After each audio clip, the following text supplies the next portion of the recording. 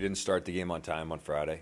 They scored early on us, and we had to kind of claw back. But I think the third period of the game, 14-2 shots, it was probably as good of a period as we've had.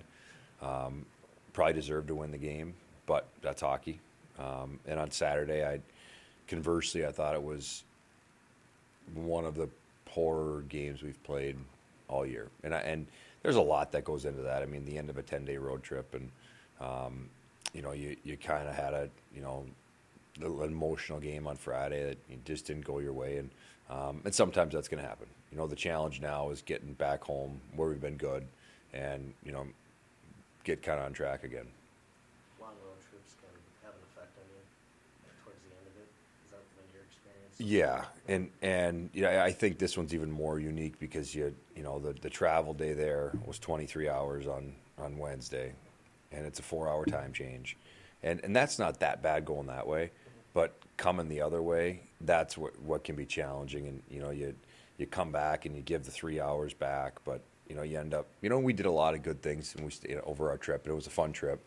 But then you go down to Omaha. It's a long time being away, and it can mentally kind of can trip you up a little bit at the end. Yeah. Playing practice at Mariucci, how was that like? It was great. They're a first-class organization. Obviously, they treated us very well. I think it was kind of a nice little break for some of the guys.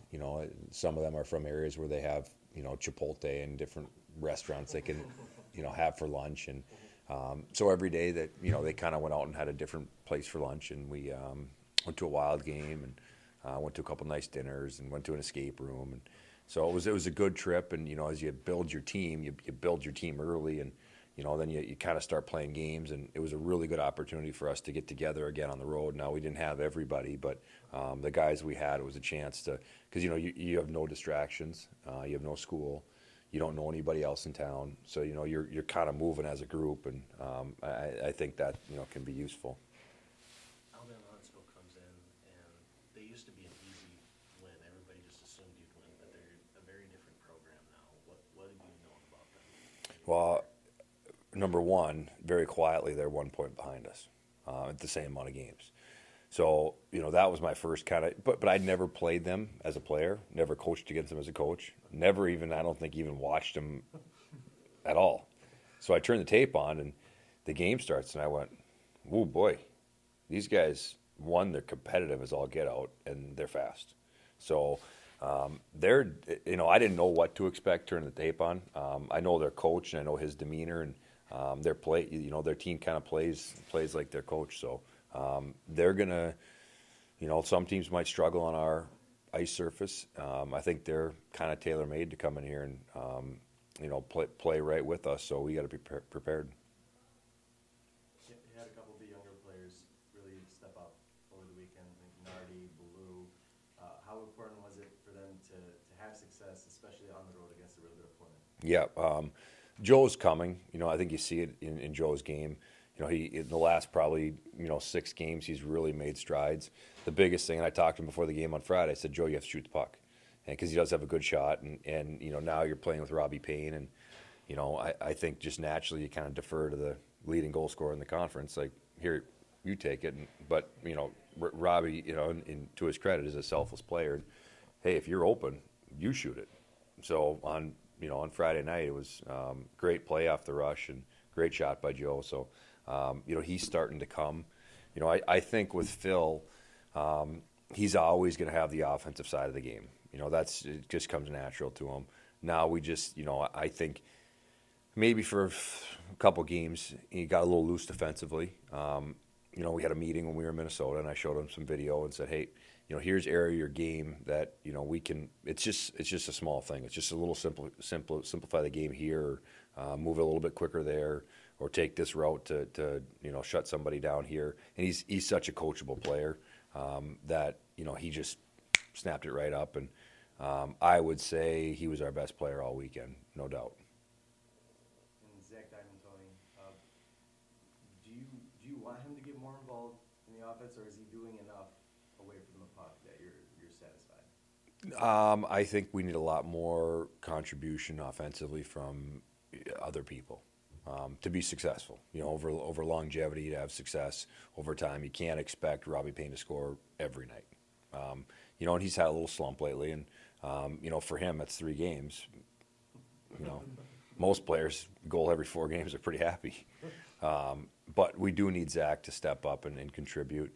We need, as well as Troy Loggins and Adam Rockwood have played, and they've produced, we need more goals out of them. And with Loggy, I think it's coming. I mean, he's got 58 shots, so it's coming with him. But you need some depth scoring. You need Luke Fulton to chip in. You need Heikkila to chip in. That's just how we play. And I think different coaches have different philosophies.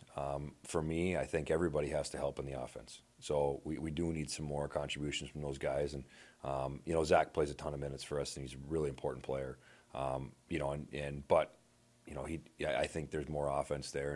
And he scored a big goal at a crucial time of the game and gave us a chance to pull the goalie. And, we pumped about 4 or 5 grade A's on that goalie with the extra attacker and just didn't get in. But without Zach's goal, you're not put in that situation. Do you see this weekend as a good opportunity for Ante to maybe seize the number 1 goalie spot? I think you'll see Israelson both games this weekend. What has Matthias shown?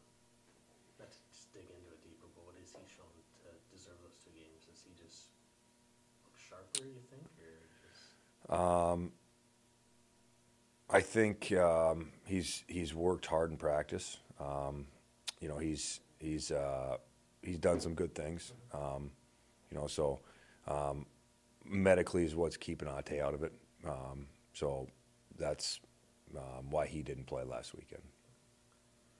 How about special teams? The penalty kill is looking really good going into the Omaha series. How do you feel about it right now? I actually just did it the other day.